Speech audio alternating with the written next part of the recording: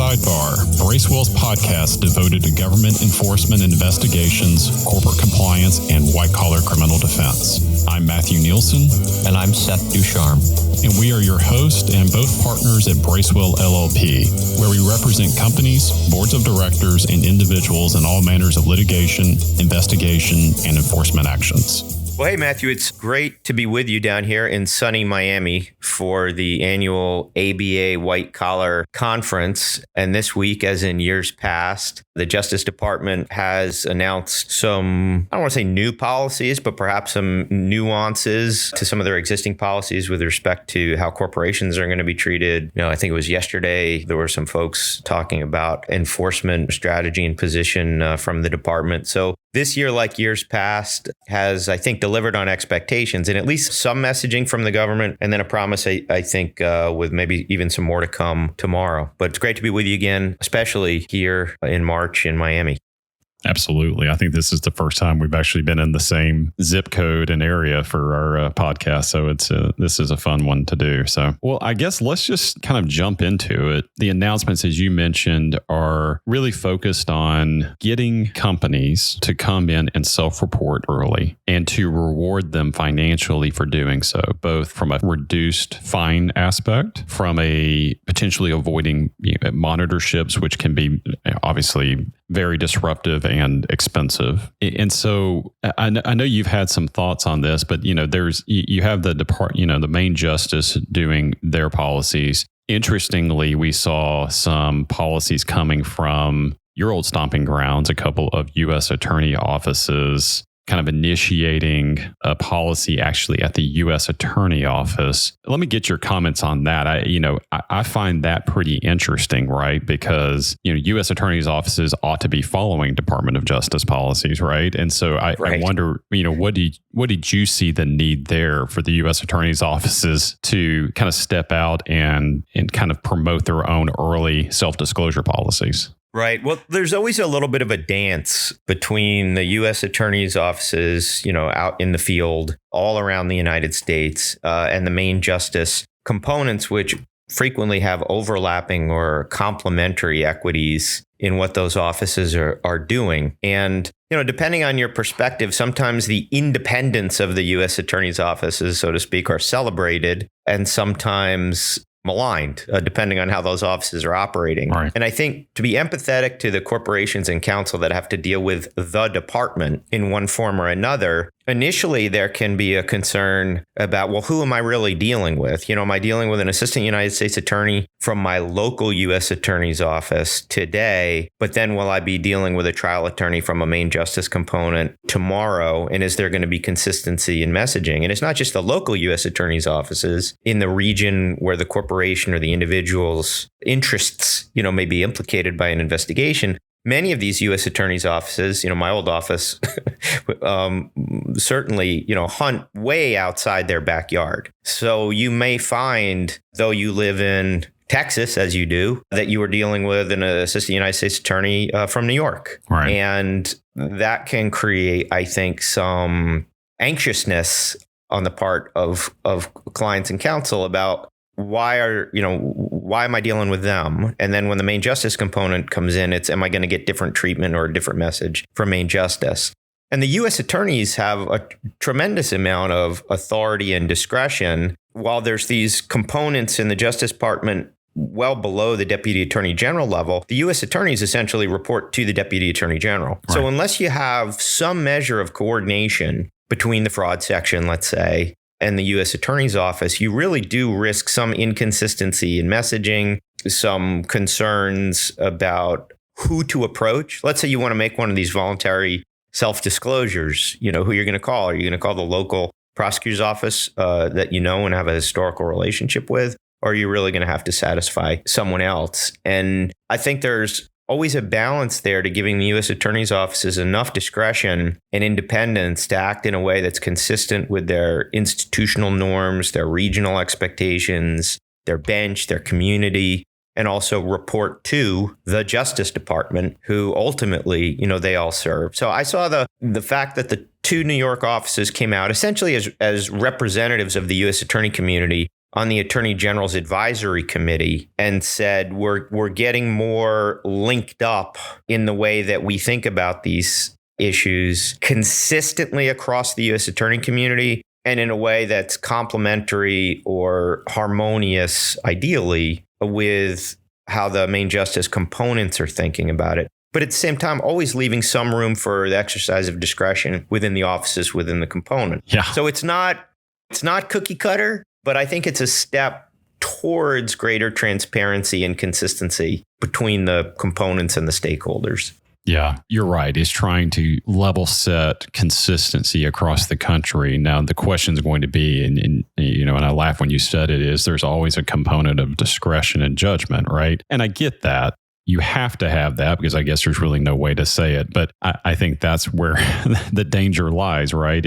You're dealing, and that's the case with, right. I guess, anything, all of this. But do they think you got to them soon enough to self-disclose? Because not only is there a element of self-disclosing before there's an investigation by DOJ or the U.S. Attorney's Office or FBI, but there's an element of doing it before an imminent threat that they were going to be told of this. And so I don't know what that means, right? If you're, so many of these issues rise, and we can talk a little bit about compliance programs, but if you have an effective compliance program, hopefully you're getting these issues through internal reports, whether that is someone hopefully just feeling like the culture supports reporting it up the ranks, or you perhaps get a whistleblower anonymous report on whatever system that you may have. And there, sometimes whistleblowers, for instance, or sometimes employees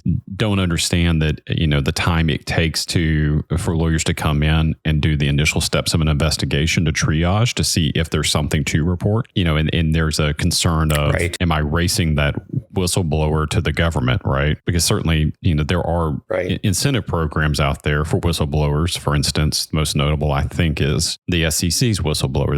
There's a bounty program where they can get fairly substantial rewards for turning companies in. So there's always that judgment. It seems to me, and I don't know if you have a different view of this, that the department's been pushing this. I think we wrote an article together and then we spoke about kind of similar announcements last year at the conference by the Deputy Attorney General. And I don't know if we've had the time, or if it's an effort of time, or if it's a consequence of just the policy not quite working yet. But I think there's a lot of hesitation out in the defense community of there's a wait and see approach. And I don't know if I want to be the first one to test this new policy to see if I'm really going to get a better result out of this. What are your thoughts on that? What are you saying? Yeah, I mean, look, there's got to be a mutual understanding of expectations, both with the corporation, the outside counsel, and the department. And that's always where the churn comes from. The department is essentially saying, look, we've got a carrot, we've got a stick. We're going to start from the point where we want corporations to act like good corporate citizens and to invest time, energy, money, and resources into compliance programs, to empower compliance departments to give real teeth to these things so that there is integrity and law-abiding behavior in the way our corporations conduct their business. And most corporations, I think, would say, of course, we are good corporate citizens. We conduct our business lawfully. We take compliance seriously. But on this notion of voluntary self-disclosure, there's certainly room for discretion. So on the one hand, I don't think the department or the corporations benefit if every in-house or outside counsel is calling some DOJ lawyer, whether assistant United States attorney, member of the fraud section, on a weekly basis, say, hey, I just want to check in. This is what happened this week. Are we good? Because that's going to turn the Justice Department into a Dropbox, essentially, of monitoring from afar what's probably in almost every instance going to be what the company would normally consider relatively routine internal issue that they can address as a personnel issue or as a business issue. And the department does not want to be overwhelmed with voluntary self-disclosures of things that are not crimes, right? Or regulatory violations for the other agencies. On the other hand, the huge risk that the corporations take if they don't report early enough is that they fail to meet expectations and the department says, what were you thinking? thinking. We couldn't have been clearer. Last year we told you we're taking corporate conduct really, really seriously, right, and there will be hell to pay, monitors imposed. Like, how could you have missed our message? And then we came back the next year and we said, report early and report often, and we're going to be consistent. So how could you think that it was okay to wait a year until you finished your internal investigation to wrap this all up? So there's a lot of room in between. There's still a lot of room for the exercise of discretion, I think, for corporations and their counsel and the department in how they treat the disclosure. But it's all, as you point out, what is the that's being voluntarily self-disclosed, right, and what risk do you really? It's fear of the unknown, right? Like one of these whistleblowers. Is it a suggestion of a problem, or is it? Absolutely. And who's defining the narrative, right? So if we think, well, look, we think we have a handle on this. We don't think there's a there. Probably no need to call the government. But what if some third party or some disgruntled former employee gets overly excited and starts to define a narrative about the corporation in a way that's really interesting and exciting for the department? And look, let's be honest. They want to make corporate criminal cases. They've announced it. They've said, we want to do more of this. I think it was last year the DAG said, we're going to be bold, take chances. That's only a bit of a paraphrase. So they want to make these cases for general deterrence, specific deterrence. They want to swing that saber and show that they have policed the corporate community. So you can't, as a corporation, really drop your guard. You have to rely on a rule of reasonableness. And, I often wonder, we talk about, and I think all of us collectively, both in the department and outside, we talked about this objective notion of a rule of law, right? Like we have a rule of law. We investigate crimes, not people. We investigate crimes, not corporations. You don't set out in an investigation to find evidence of a crime in a corporation just because your crosshairs happen to be focused on that corporation or that person. You've got to have a good faith basis to think there's a there. And if the objective application of the rule of law could be done as simply as we sometimes conceptualize it, there would be no mystery in this, and there would be no need for constantly revising policies and giving nuanced announcements, because everybody would know where the boundaries were. So it's interesting to me. I don't have the answer to this question, but I do observe that we have, I think, both in the government and as outside lawyers, we've got a lot of work to do to establish a common understanding of what the objective expectations are for compliance with the rule of law. Yeah, I think that's exactly right. You and I have heard anecdotally, though, that these policies are, at least in perhaps in certain segments or certain areas of the country, are having kind of the opposite of, maybe not the opposite effect, but maybe an unintended effect of kind of creating this race to the U.S. Attorney's Office, right? And as you mentioned, instead of going to the office and saying, look, we've triaged this issue and we think there's something here, people are just kind of seemingly getting an internal report, and then outside counsel is just picking the phone up before they do anything else and calling the Department of Justice or U.S. Attorney's Office. And perhaps there's an overwhelming part of that aspect that's going on here. To me, I'd like to see the department give companies, and I think it'd ultimately be to the department's benefit, right? Give companies the time to triage. And I keep using that word, but I don't know a better one of, We're not talking about doing a fulsome investigation to kind of hand over, here's the crime that happened and here's all the evidence that supports that. That's not what we're talking about, because that can take a long time. Right. But at least having the ability to take any kind of internal report and kick the tires on it enough to know, does this have some potential credibility or not? And I think these policies are kind of having the effect of even discouraging that from happening, because you got to be first in the door to get these. I think that goes to the issue, though, of, and I do think the department has done a very good job. I'm not suggesting these other policies aren't a good start. I think they need to be revised, but I do think the Department of Justice has been doing a good job for the last few years of really focusing on compliance programs, and that they've gotten very smart about understanding what a real compliance program looks like and what it should be, and some very helpful proactive guidance we've talked about out there. Because ultimately, I think we all agree that companies cannot know, inherently everything that's going on, right? They rely on people to find problems. And in my experience, most of the time, those problems are discovered not from some kind of internal audit or some kind of legal review. They're found through informal sources, right? Some employee sees something, hears something, and hopefully reports up the chain, or you're doing a training somewhere and something that's said during that training resonates with an employee and they say, right. hold on a second, that thing you were talking about, we may be doing that. And that's the key to this, right? And I think that's really what the department's trying to underscore here is, look, so that you can get this cooperation credit to be in the situation to do it, you've got to have an effective compliance program so that you can learn about potential misconduct internally before we learn about it externally, right? Right. And like so many things, it depends on people. Just emphasizing that. Yeah. Like so many things, it depends on people knowing what their area of responsibility is, being able to communicate in both a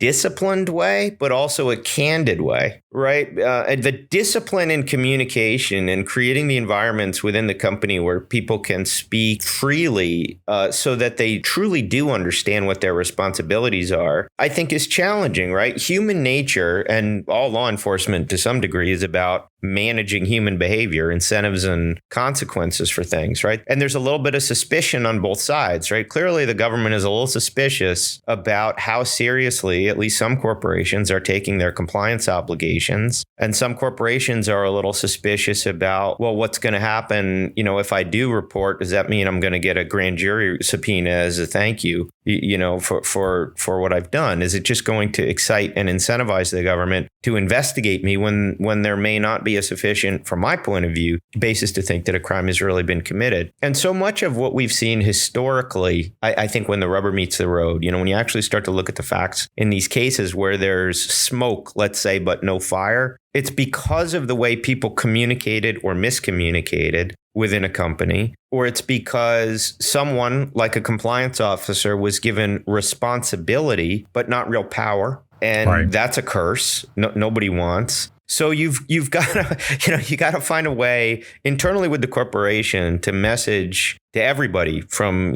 top down through the whole corporation and to the edges. We take it seriously. It's part of who we are to comply with the law, to conduct ourselves with integrity. You should not be afraid to talk about things that concern you because we need to know, and we're encouraging you to come forward. And by the way, there are serious consequences for not complying with our own policies, including termination or compensation or possibly referral to the Justice Department for criminal investigation. So it's a challenging thing to do. And I think it can be done. I think there are corporations that do it well, certainly. I think, as you pointed out during this conference, unfortunately, some of the corporations that do it the best are corporations that have suffered consequences previously for not having done it as well as they maybe could have. So if you've got good communication internally, people know what their areas of responsibility are, you know what the expectations of the United States government are, and then you can deliver either comfort or concern to the government and say, we're on it. This is not who we are. This is an aberrant thing.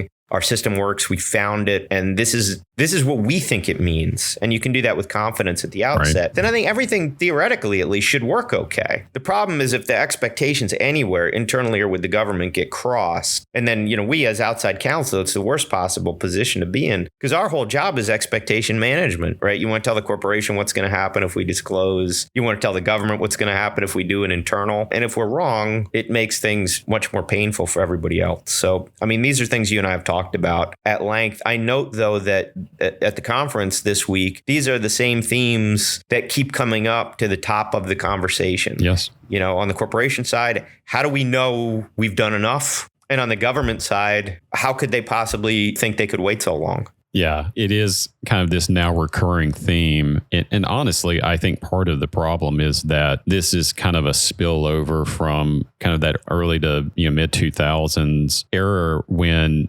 especially because when FCPA enforcement, for instance, was at its peak. And honestly, companies just didn't at the end of the day see the benefit in having self-reported those issues, right? And the government is trying to do its best to send a new message, and it's been doing it. This isn't new. It's been doing it for the last 6 or 7 years now. I don't think that attitudes within the actual lawyers within the government changed as quickly. And so I think there was a lag there. But I think we're seeing the government still trying to address those issues of those horror stories of spending potentially hundreds of millions of dollars doing an investigation and then, kind of walking away from a financial standpoint with significant fines and disgorgement. And so, like I said, it left a lot of companies thinking, well, why did we just go through that? Right. And actually even, many times questionable as to whether that company could have been convicted of a potential crime. There may have been wrongdoing, but, did it actually violate the FCPA or not?